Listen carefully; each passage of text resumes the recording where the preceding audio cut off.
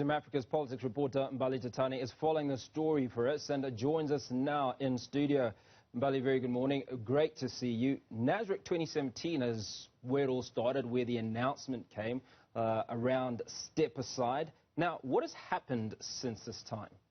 Well, of course, Hugo, if you look at the events of the week, it has been quite dramatic for the ANC. And I must say that for them, it really started off when they had that NEC meeting in March, where it took the decision to finally implement its step-aside resolutions.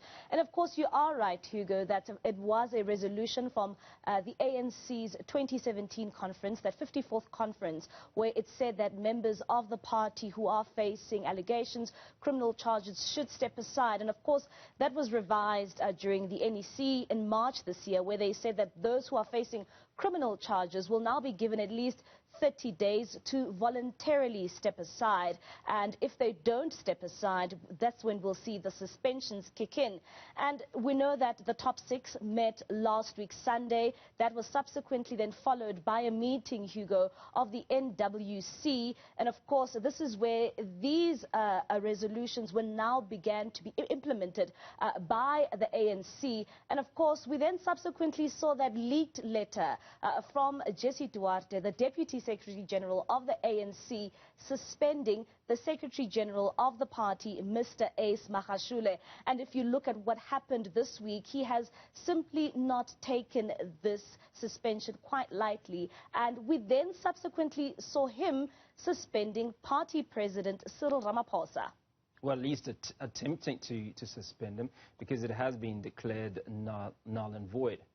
Of course, I mean, you know, in the ANC, there are processes which are followed. And when you look at the issues around the NEC, and when you look at the issues around this step-aside resolution, you would know that they've taken quite a long time to actually make these resolutions kick in. So this is why we find ourselves in this point. And speaking to a number of people in the ANC as to why is it that this suspension is not valid, decisions in the ANC are taken by the highest decision-making body of the party in between conferences, which of course is the NEC. So really, when it came to that suspension in which we saw that Ace Magashule commissioned to the party president, Cyril Ramaphosa, you would know that it holds no value, because he has no powers to individually take decisions on his own without the backing of the NEC.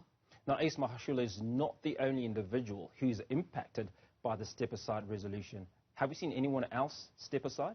Well, Hugo, we know that, you know, when these resolutions were taken, we know that it will impact a number of people in the ANC. But we know, looking at the events of the week so far, we've only seen really one person voluntarily step aside, and that is, of course, the KZN Deputy Chairperson, Mike Mabuya Kulu. He communicated with the ANC saying that he is willing to step aside. I know that there's someone else as well in the Northwest who has done the same, but we can now expect these, especially looking into the crucial special NEC meeting where these submissions, we know that provinces were asked to submit names of their members who have been affected by the step-aside resolution. So, of course, after this NEC meeting this weekend, we are most likely to see more people in the party step aside. Tell us about the possible agenda and maybe even the outcomes. What is going to be discussed this weekend? Well, the crucial issue here is really the step-aside resolution, but you heard there was Pule Mabe on that bite you played a bit earlier on, saying that it will obviously be the step-aside resolution. We also know that the party will be discussing issues around vaccines, so there is a number of issues that will be discussed by the party. We have those local government elections also coming in later this year, but we know that South Africans are mostly interested in the Secretary General, his future. He has said that he will attend. I mean, this is something that we pressed when we went to the ANC's press conference yesterday, and asking Pule Mabe that, well, are we likely to see Ace Magashule attend that special meeting?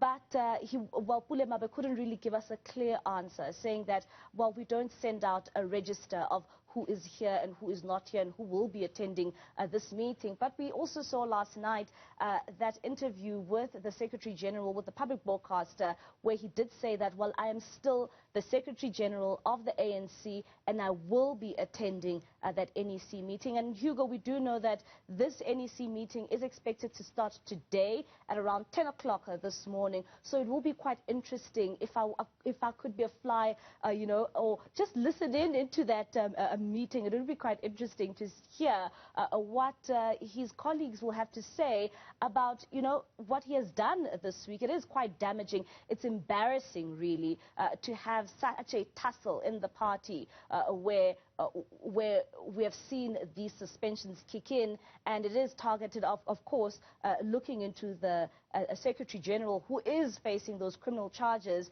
in the Bloemfontein Magistrates Court, but at the same time saying that, well, I'm going to charge the president of the party for allegations of vote buying during his CR17 campaign at the 54th conference. Mbali, the elections are a few months away. What impact is this likely to have on how voters view the ANC and their likelihood to either support or not support the ANC? Well, Hugo, we know in the past that a number of people and a number of South Africans have been complaining for a while, saying that the ANC is not dealing with corruption. And of course, this is after then they took this decision to have members who are facing allegations of, well, if it's corruption or criminal charges, asking them to step aside voluntarily. And this is something that a number of South Africans have voiced out. So with them now taking this decision at such a crucial time, heading into the local government elections, it is something that they would want to instill some sort of public confidence, just to show them that, of course, we did say that we will deal with matters in the party, especially pertaining to corruption. This has led to the likes of state capture.